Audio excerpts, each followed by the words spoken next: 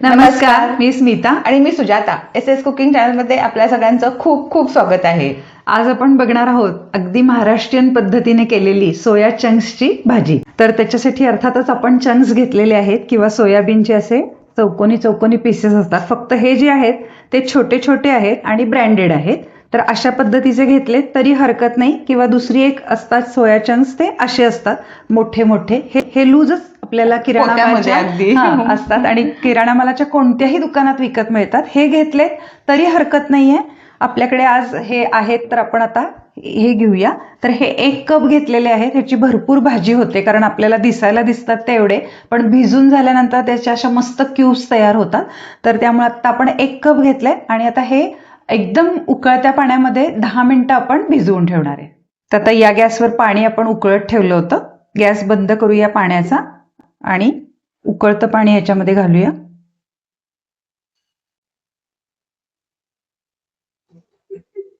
आणि मीठ घालूया त्याच्यामध्ये अर्धा टीस्पून. म्हणजे काय होतं की ते जे काही सोयाचे चंक्स आहेत त्याला एक प्रकारची छान टेस्ट येते. तर मीठ घालायला अजिबात विसरायचं नाही. हे सगळं एकजीव करून घेऊया, म्हणजे मीठ सगळीकडे त्या चंक्सला लागेल, पाण्यात मिक्स होईल. आणि आता 10 मिनिट आपण ह्याला रेस्ट करणार आहे. आणि ह्याचा जो काही मसाला आहे तो आता आपण वाटून घेऊया. आणि हे मात्र झाकून ठेवायचं. तर आपण हे झाकून ठेवूया. तर आपण वाटण करतोय त्याच्यासाठी आपण खोबऱ्याचा खीस घेतलेला आहे. सुकं खोबरं आहे हे 2 टेबलस्पून. तुकडा घेतला तर साधारण 2 इंचाचा खोबऱ्याचा तुकडा घेतला तरीही चालेल. एक 7 ते 8 लसूणच्या पाकळ्या घेतले. त्या छोट्या छोट्या आहेत, देशी लसूण आहे, त्यामुळे त्या अगदी भरपूर त्याला देशीला देशीला लसणाला फार चांगला मस्त असतो. एकदम लसणाचा वास असतो. नंतर 1 इंच आपण आलं घेतले. मिरची घेतली, 1 हिरवी मिरची.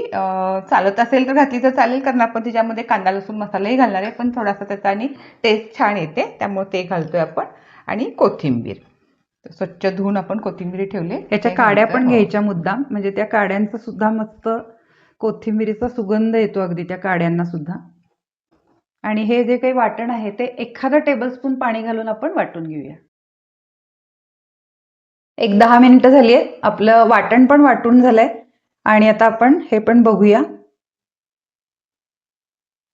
छान अगदी फुलले, म्हणजे मस्त फुगले फुलून आलेत. चांगले. हो.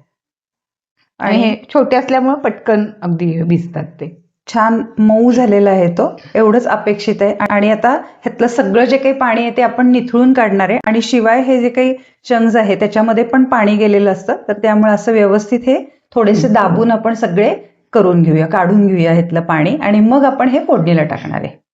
आपण सगळे सोया हे पाण्यातून अगदी निथळून घेतलेत, पण अगदी पण कोरडे केलेले नाहीये. थोडेसं त्याच्यामध्ये त्याचा ओलावा ठेवलेला आहे, नाही तर खूप ड्राय होतं मग ते. तर हे आपण थोडेसे भाजून घेऊया. एखादा टीस्पून आपण तेल घालूया. त्याच्यावरती हे छान थोडंसं 1-2 मिनिटं छान परतवून घेऊ. थोडीशी हळद घालूया त्याच्यामध्ये, 1-2 पिन. म्हणजे रंग छान येतो. आणि मीठ आपण भिजवताना घातलेलंच आहे, त्यामुळे त्याला मीठ पण छान लागलेलं असणार आहे.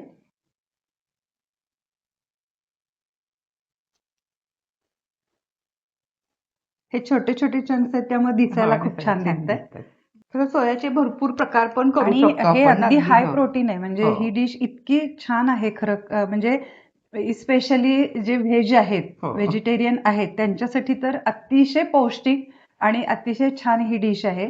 आणि आपण अगदी साध्या सोप्या महाराष्ट्रीयन ज्या बाकीच्या भाज्या करतो त्याच पद्धतीनं करतोय, त्यामुळे करायला सोपी, 5 मिनिटात होणारी आहे. म्हणजे फायदेच फायदे आहेत या भाजीतून.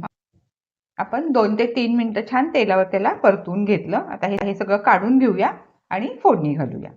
आता आपण ह्याची फोडणी करून घेऊया, म्हणजे कांदा टोमॅटो ग्रेव्हीसाठी.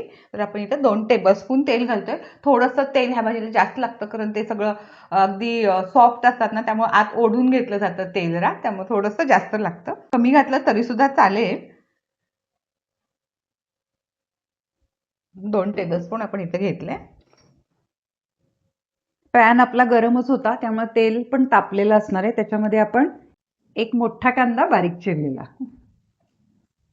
कांद्याची म्हणजे भरपूर कांदा भरपूर घालायचा. कांद्याचं प्रमाण हा अगदीच मोठा होता. टेरेस गार्डन मध्ये खूप मोठे मोठे कांदे आलेत खरं. त्यामुळे ते आपल्या नॉर्मल कांद्याचे 2 कांदे वगैरे होतील इतका मोठा आहे तो. कांदा अगदी आपला छान अगदी थोडासा गोल्डन लाईट कलर मध्ये गोल्डन कलरचा झालेला आहे. आता ह्या स्टेजला आपण आणि तेल पण छान सुटले. सुटले. आता टोमॅटो घालूया. टोमॅटो पण 2 मध्यम साईजचे घेतले बारीक चिरून. परत 2 ते 3 मिनिट आपल्याला टोमॅटो छान त्याच्यामध्ये शिजायला वेळ जाईल. टोमॅटो घालून परत आपण 2 ते 3 मिनिटं छान परतून घेतलं. त्याच्यामध्ये जे आपण वाटण केलं होतं ते घालूया आता. हिरवं वाटण घालून आपण एखादा मिनिट परतले. आता या स्टेजला आपण त्याच्यामध्ये बाकीचे मसाले सगळे घालून घेऊया. हे रंगाचं लाल तिखट आहे 2 चमचे. आपला कांदा लसूण मसाला आहे 1 टेबलस्पून. थोडीशी हळद घालूया रंगासाठी 1 पाव टीस्पून. पुन्हा एखादा मिनिट छान हे परतूया म्हणजे सगळे जे मसाले आहेत ते छान खमंग परतले जातील. मस्त मसाला घालून आपण 1 मिनिट परतून झाले आणि इथं आपल्याला पाणी लागणार आहे गरम पाणी. तर अर्धा कप आपण पाणी गरम करत ठेवलंय. पाण्याचा गॅस बंद करते आणि आता या स्टेजला आपण पाणी घालूया त्याच्यात म्हणजे त्याला थोडासा कट पण येईल.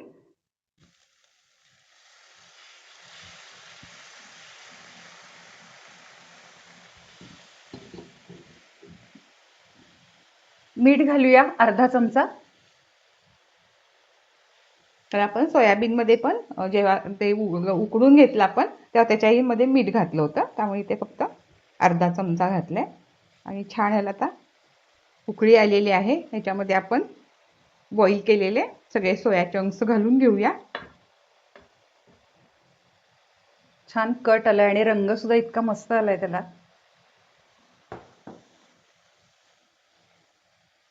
खरं नोकरी करणाऱ्यांना पण ही भाजी एकदम सोपी आहे ना करायला, की अगदी फक्त आणि त्याला वाटण घातलंच पाहिजे असं काही नाहीये.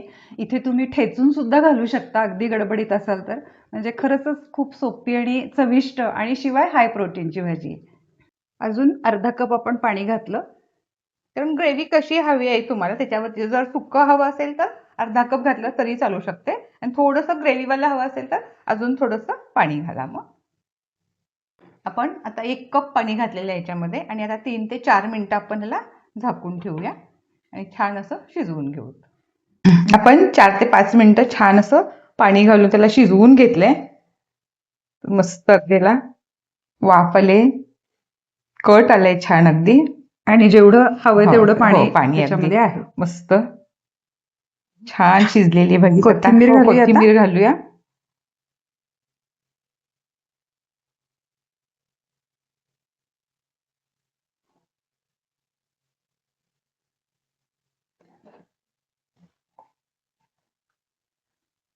खूप छान झालीये. तर तुम्ही नक्की करा. त्यामुळे आता मस्त गरम गरम भाकरी करा, भात करा, त्याच्याबरोबर ही भाजी करा. तुमची भाजी कशी झाली आहे हे आम्हाला नक्की कॉमेंट्स करून सांगा आणि आमच्या यूट्यूब, इंस्टाग्राम आणि फेसबुक या चॅनेलला नक्की लाईक, शेअर आणि सबस्क्राईब करा आणि आमच्या SS कुकिंग चॅनलला नक्की फॉलो करा. लवकरच भेटूयात.